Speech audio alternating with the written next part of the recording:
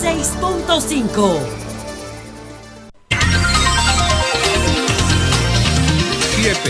7 en punto de la mañana. Buenos días, dominicanos, dominicanas, ciudadanos, ciudadanas del mundo. Julio Martínez Pozo. Los comentarios de los temas más importantes en el programa de mayor influencia de la radio y la televisión nacionales. En este lunes 7 de septiembre, año 2020, buenos días a todo el equipo del Sol de la Mañana, a la audiencia de Sol, la teleaudiencia de Telefuturo, Canal 23 y las personas que siguen nuestros contenidos a través de las redes sociales. Un saludo para los canales Teleuniverso y el Canal 24 que están con nosotros a partir de las 9 de la mañana. Así es que buenos días para todos y para todas. Entonces, señores, vamos a ver de inmediato cuáles son los temas que tenemos anotado en nuestra agenda en el día de hoy. Una reflexión sobre el suicidio del coronel paracaidista Rolando Martínez. Manzanillo, un manjar apetecible que debe adjudicarse en cumplimiento del marco regulatorio de la Ley de Alianza Público-Privada. La objeción del PLD a Román Jaques y su llamado al presidente Abinader para frenar el denuncismo alegre. Y ojalá que tenga algún tiempo para referirme a la crítica del consultor jurídico del Poder Ejecutivo a los comentaristas políticos.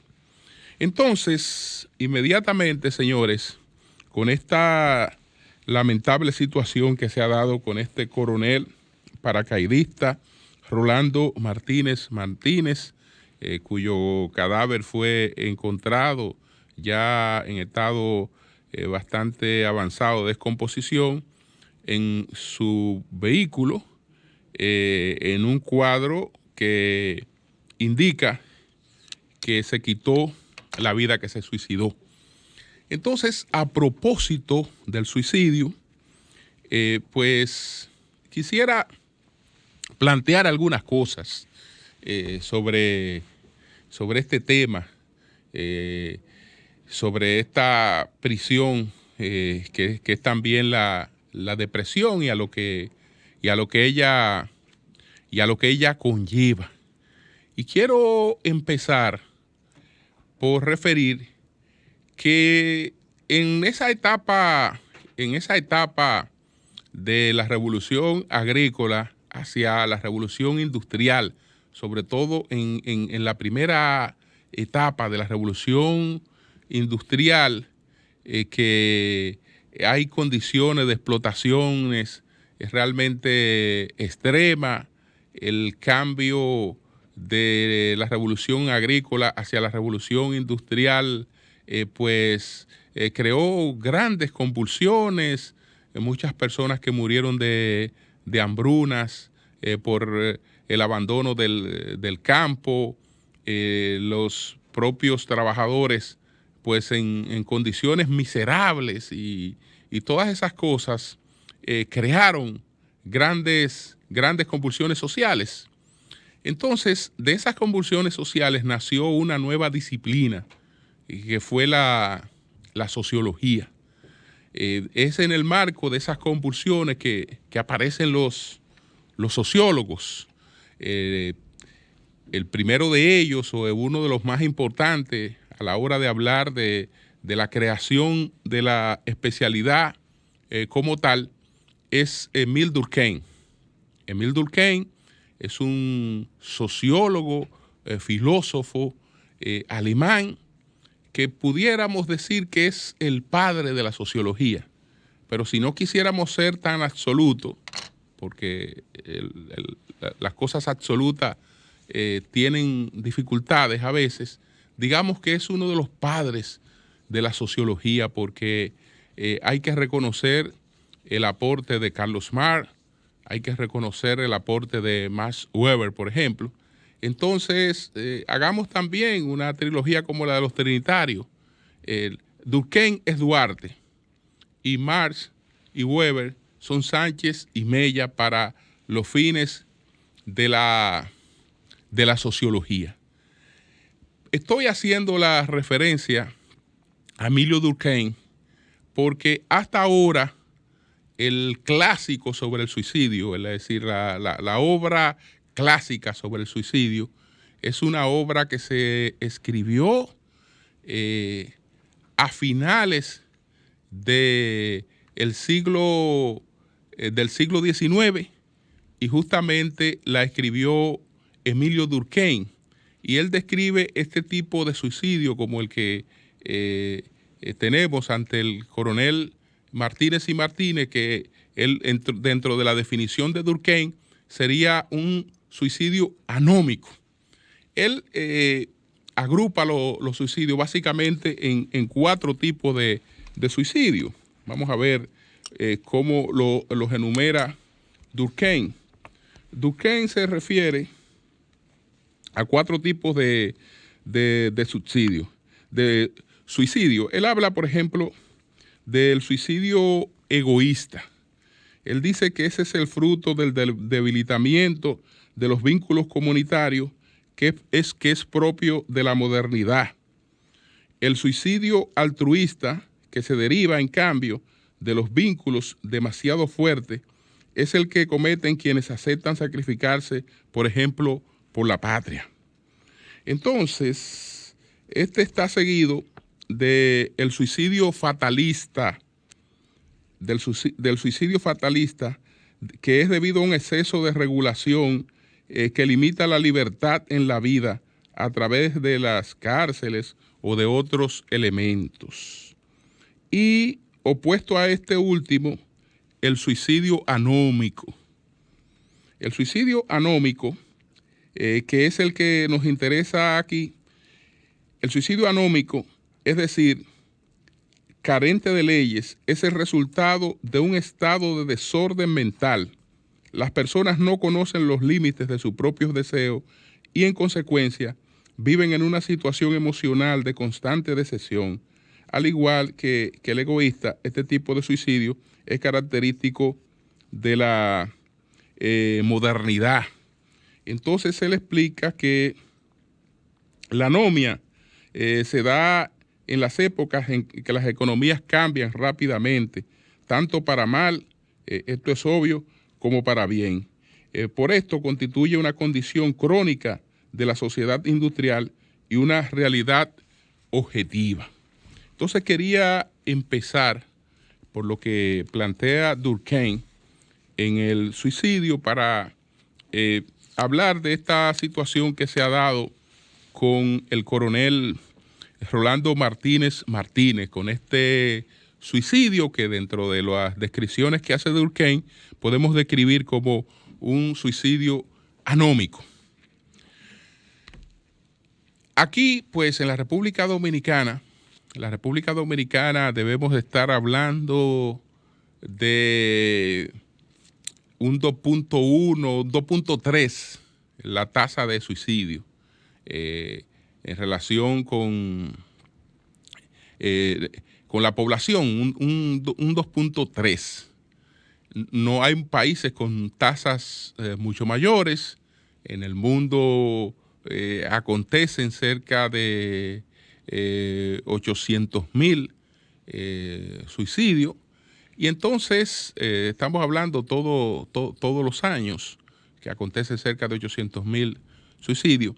Entonces, hay razones pues múltiples.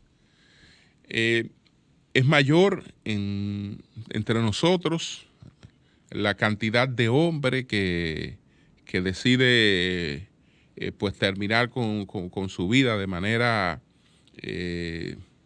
así, digamos, rápida, violenta, determinante.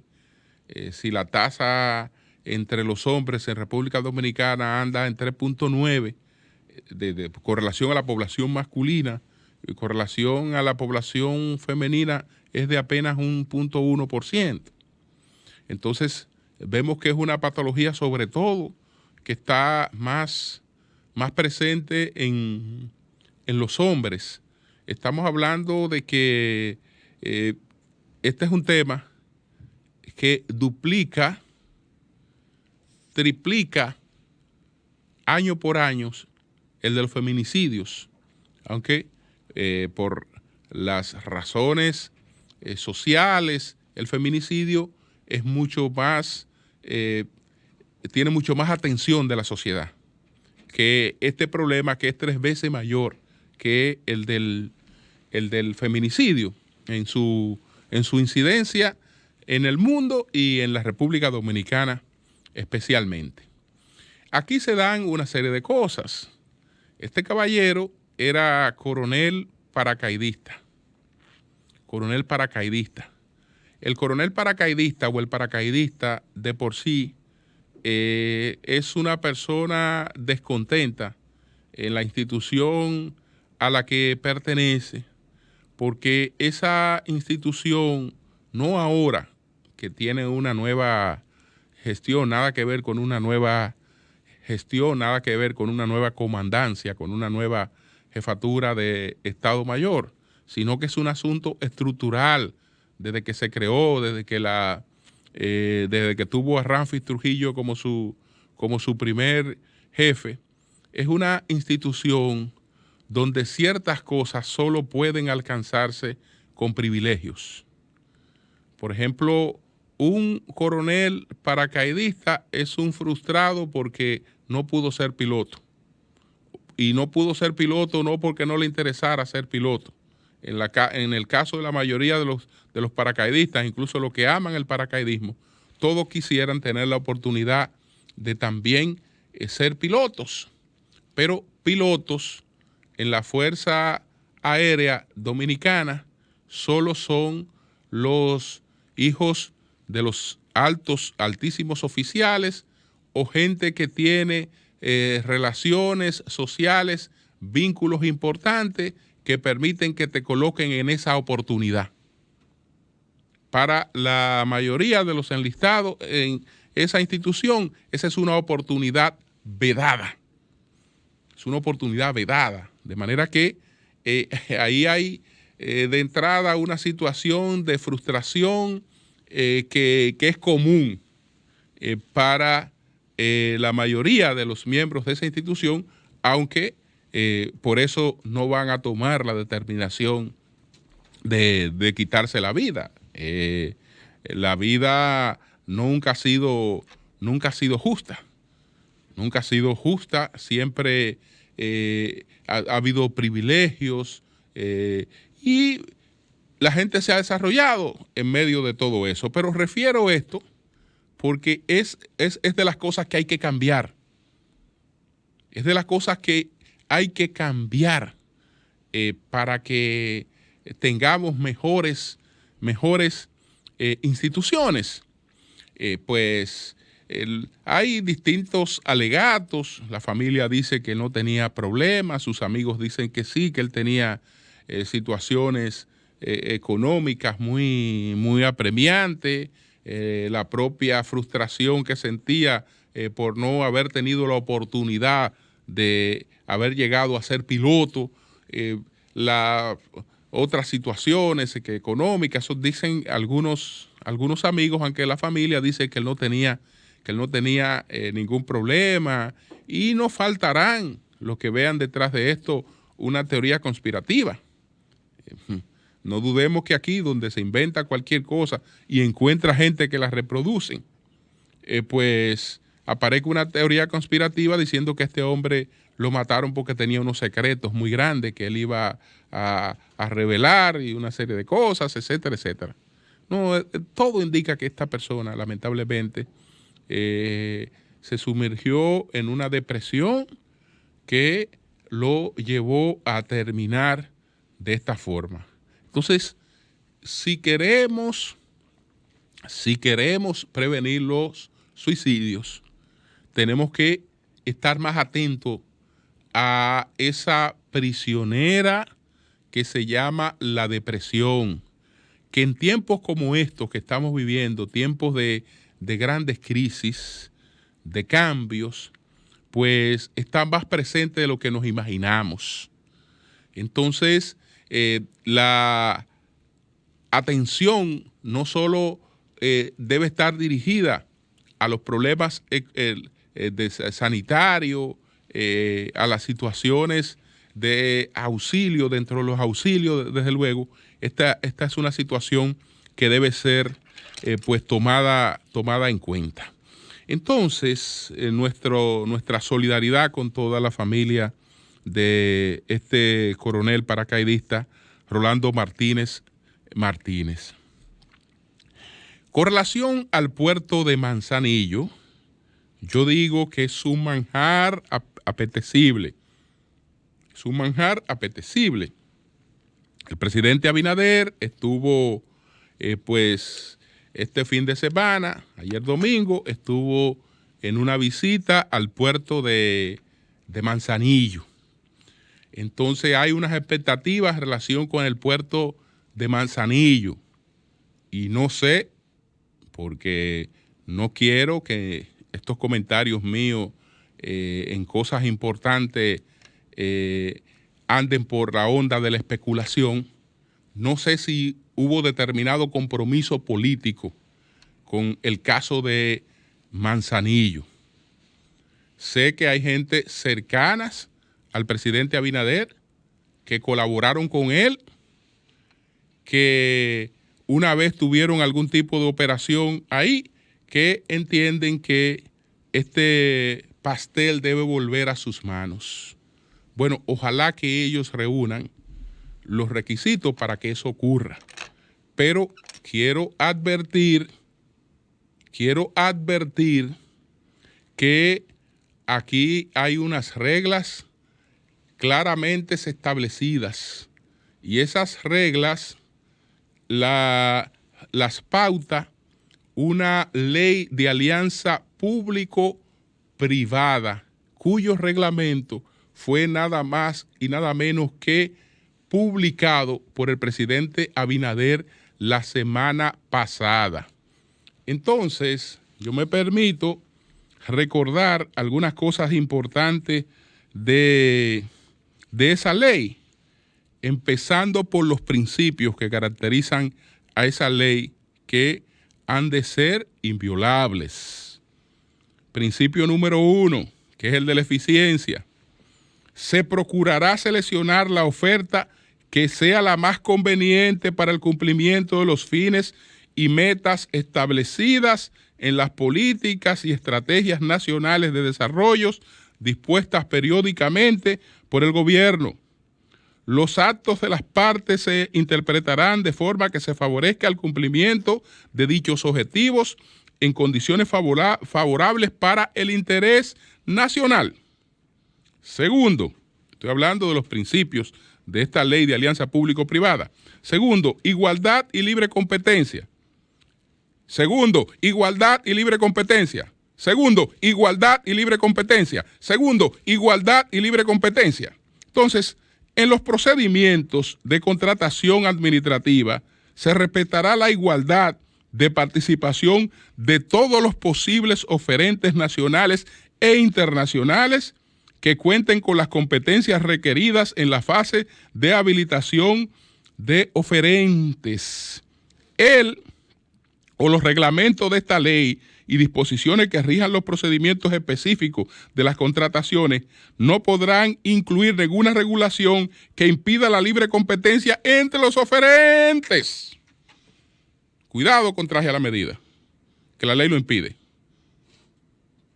La ley de alianza público-privada lo impide.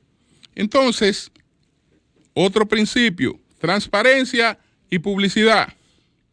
Las alianzas público-privadas comprendidas en esta ley se ejecutarán en todas sus etapas en un contexto de transparencia basado en la publicidad y difusión de las actuaciones derivadas de la aplicación de esta ley, con la finalidad de tener la mayor participación posible en los procesos competitivos de selección de adjudicatario.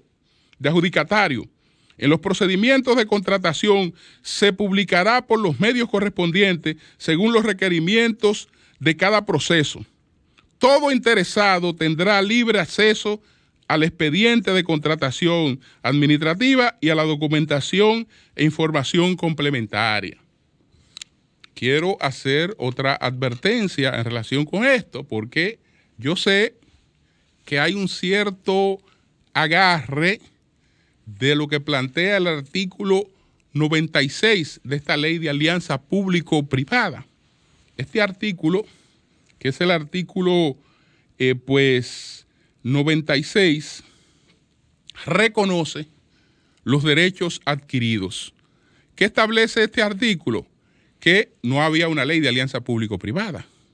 Y ustedes saben que la Constitución establece con claridad que se legisla para el porvenir. Las leyes no tienen efecto retroactivo. Los derechos adquiridos producto de situaciones anteriores, una ley posterior no lo varía. Entonces, obedeciendo a ese principio, en el caso de esta ley, se establece que las personas que tengan contrataciones público-privadas con el gobierno, los derechos de esas contrataciones se reconocen. Se reconocen porque fueron anteriores a lo de esta ley. Pero lo que fuera anterior, nada que sea posterior. Quienes estaban allí no pueden alegar que tienen un derecho adquirido porque esa contratación, ese acuerdo fue rescindido y fue rescindido por incumplimientos. De manera que cualquier cosa que se vaya a hacer ahora es una cosa totalmente nueva que tiene que hacerse siguiendo lo que plantea esta ley y su reglamento. Siguiendo lo que plantea esta ley y su reglamento. Si son los agraciados, pues bienvenidos sean los agraciados. El país ahí lo que necesita es gente que vaya a invertir y vaya a invertir de verdad. Ojalá que sean ellos. Que vaya a invertir de verdad.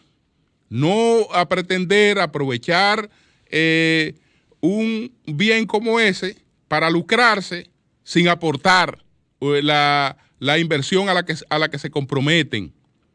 Ese es el gran puerto de la isla, el puerto de Manzanillo, porque no solo sería un puerto estratégico para la República Dominicana, también lo es para Haití.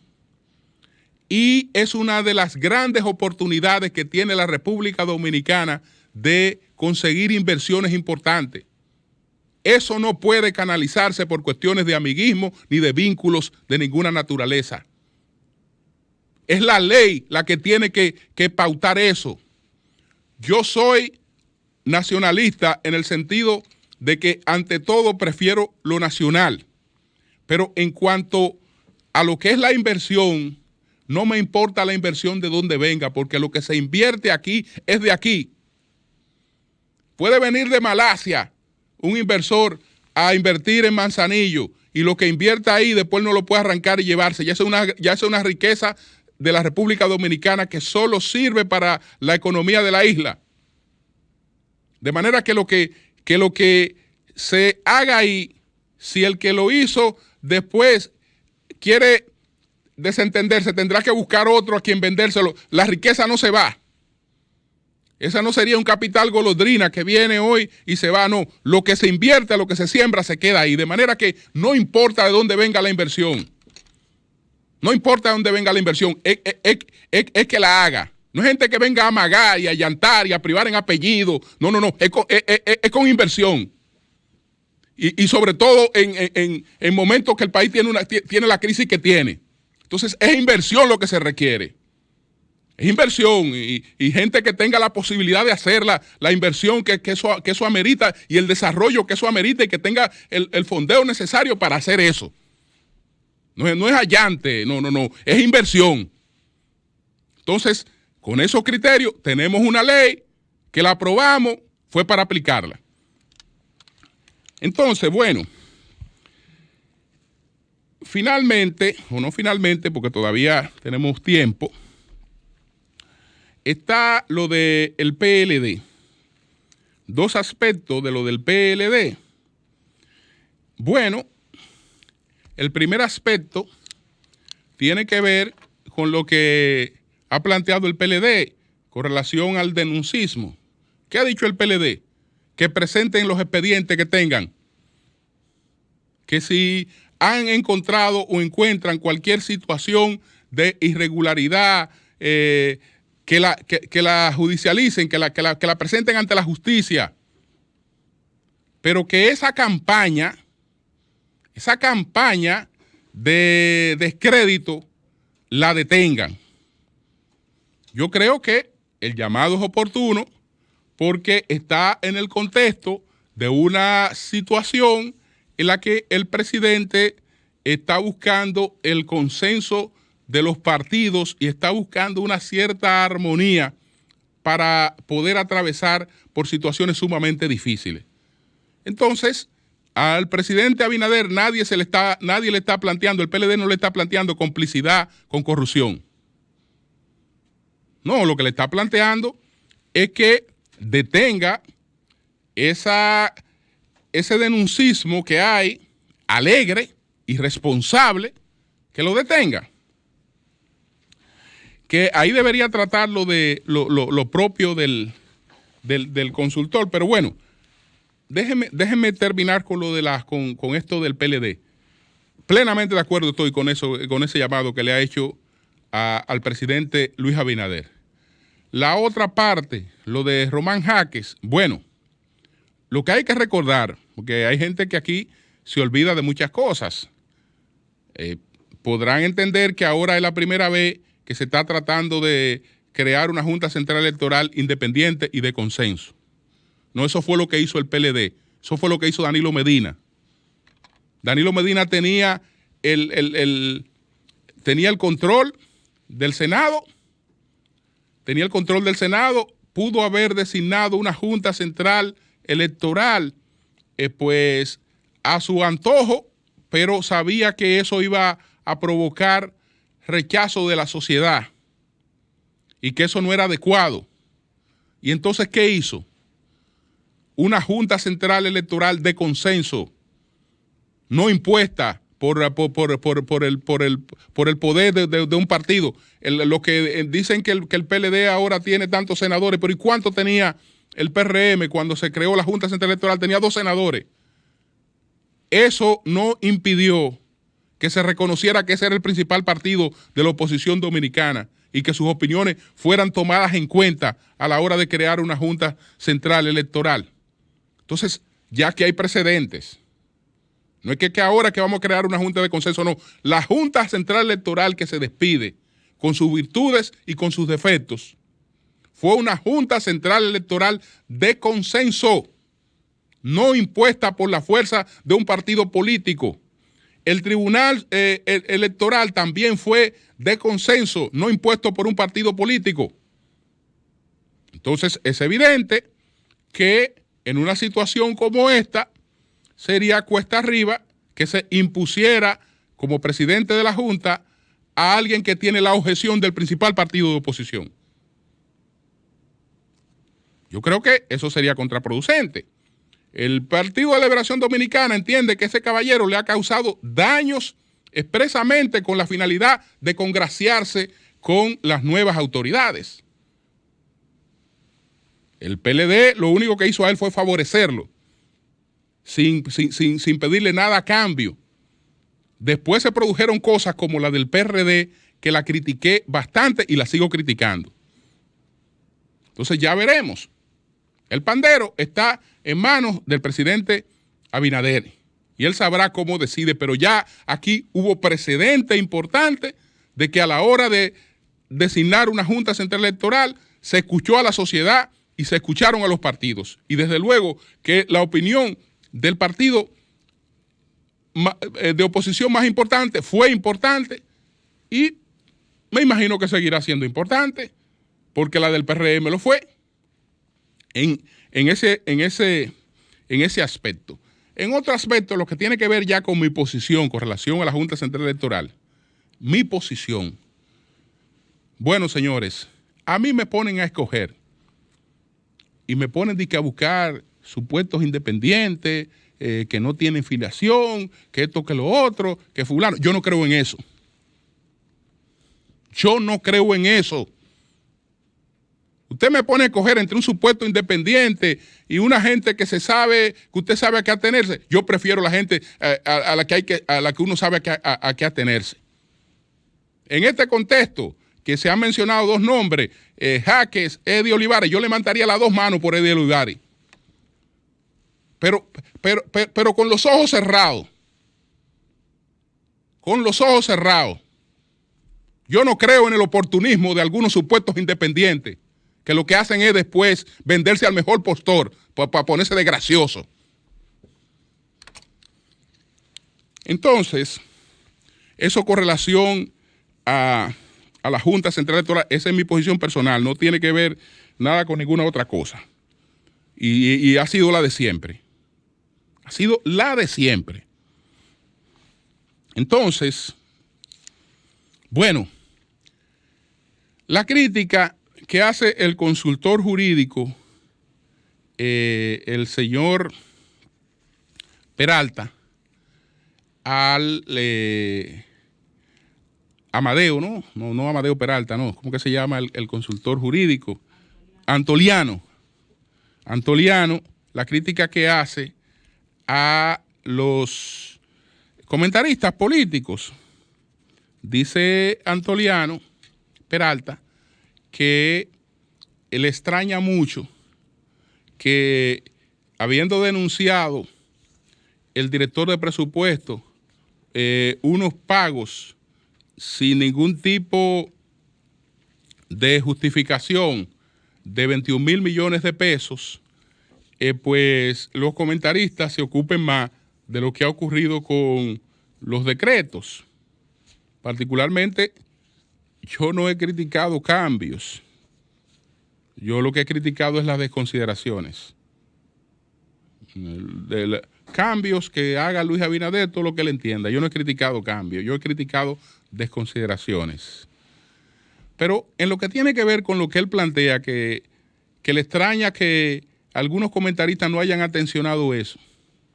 Bueno, yo me siento aludido porque yo no me he referido a ese tema. Yo no me he referido a ese tema porque yo he estado esperando que ese tema se desarrolle.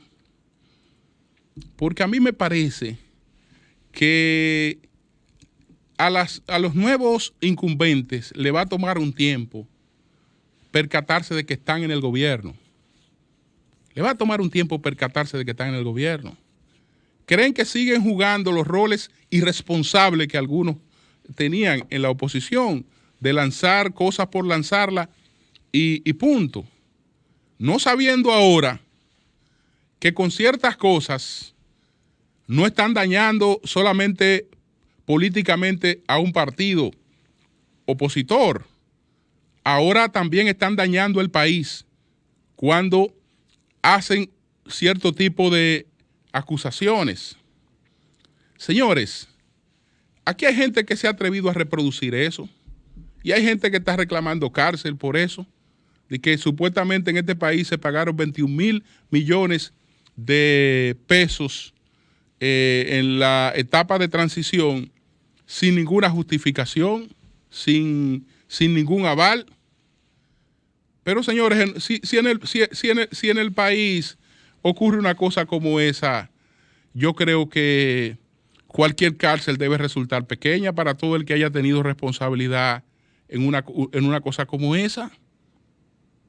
Señores, eso que planteó Rijo es imposible en el Estado Dominicano. Ellos no se han dado cuenta todavía, pero se darán cuenta de que en el Estado Dominicano no se puede pagar hoy un solo peso sin sustento. En el Estado Dominicano no se puede pagar hoy un solo peso que no haya estado presupuestado. En el Estado Dominicano hoy no se puede llevar a cabo una sola licitación sin que los fondos estén previstos para el pago de lo que se va a adquirir. Entonces, en el Estado Dominicano es imposible hacer pagos sin sustento. El que haya dicho eso, llámese Rijo, o quien lo haya dicho, es un irresponsable. porque eso es imposible. Eso es imposible. Ahora bien, el tema tiene varias aristas. Ustedes dirán que yo me estoy refiriendo solamente a la parte que es imposible pagar un peso o mucho dinero como eso sin sustento. No.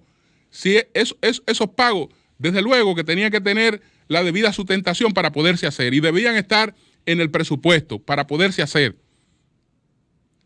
Entonces, ustedes dirán, se está refiriendo solamente a esa parte, pero refiérete a los pagos. Di si tú encuentras que está bien que se pagara esa cantidad de dinero. Entonces, yo también digo lo otro. ¿Qué hizo Danilo Medina en la etapa final de su gobierno? ¿Cómo vimos a Danilo Medina en la etapa final de su gobierno? A Danilo Medina lo vimos todos los días entregando 2 y 3 obras realizadas, terminadas. 2 y 3 obras terminadas todos los días. Una gran cantidad de obras que entregó Danilo Medina. Entonces, vámonos al escenario siguiente para que ustedes vean lo que se estuviera criticando hoy. Si Danilo Medina está entregando esas obras, fue porque esas obras se hicieron, fue porque esas obras se contrataron, fue porque esas obras se pagaron, porque había que pagarlas. ¿O usted se imagina cómo usted se sentiría cuando usted ve a un presidente que está entregando su legado y él está entregando las obras que yo hice, en la que estoy abajo con línea de crédito, en la que me está llevando el diablo, en la que estoy casi quebrado? Él la está entregando, pero él a mí no me ha pagado. Y él la está entregando. Entonces, si el cuadro hubiese sido ese, que Danilo Medina se va, inaugura las obras que terminó y no se ocupa de que la gente que hizo esas obras recibiera sus pagos, ¿qué fuera Danilo Medina? Un irresponsable. Un irresponsable, porque ¿cómo va a ser que tú fuiste a inaugurar todas estas obras, toda esta cantidad de obras que se hicieron? ¿Qué con dinero que se hacen? Y entonces después dejaste a la gente que hizo esas obras, tú la dejaste enganchada para que le paguen cuando se pueda. Yo creo que había una responsabilidad en ese sentido. Claro que había una responsabilidad en ese sentido. Y el plazo para cumplirla no era un plazo grande, porque la transición era una transición corta. Y esas obras, si se pagaron, era porque estaban presupuestadas, porque de lo contrario no se podían haber pagado. Era porque los fondos específicos para el pago de esas obras estaban apartados presupuestariamente. De lo contrario, no se habría podido pagar esa obra. Entonces, ¿qué es lo que pasa? Ya finalmente, que cuando un funcionario dice eso, el funcionario cree, el director de presupuesto cree que le está haciendo daño al PLD. Señor, usted ahorita tiene que montarse en un avión y coger para Washington. O tiene que coger para Washington el ministro de Hacienda. Ustedes ahorita tienen que estar hablando con los tenedores de bonos de la República Dominicana. Y cuando ustedes cometen la irresponsabilidad de plantear un asunto así, ustedes saben el daño que ustedes le están haciendo a la imagen de un país, que ustedes tienen que salir a vender financiamiento porque no hay otra manera de que el país suscita. Entonces, el país donde yo tengo mis bonos, donde yo tengo mis inversiones, donde yo tengo títulos de deuda de ese país, es un país que se maneja los recursos de esa manera. Entonces, ¿qué impacto tiene eso en la subida de los intereses de un bono dominicano o de un título de deuda dominicana? Ese desorden que se advierte en el manejo de ese país. Porque esas cosas trascienden, eso no se queda aquí como un chisme de patio. Esos reportes van a la calificadora de riesgo, pues son funcionarios los que están hablando ese tipo de cosas. Entonces, no se percatan realmente de que están en el gobierno y que con algunas cosas dañan la imagen del país de manera innecesaria. Cambio y fuera.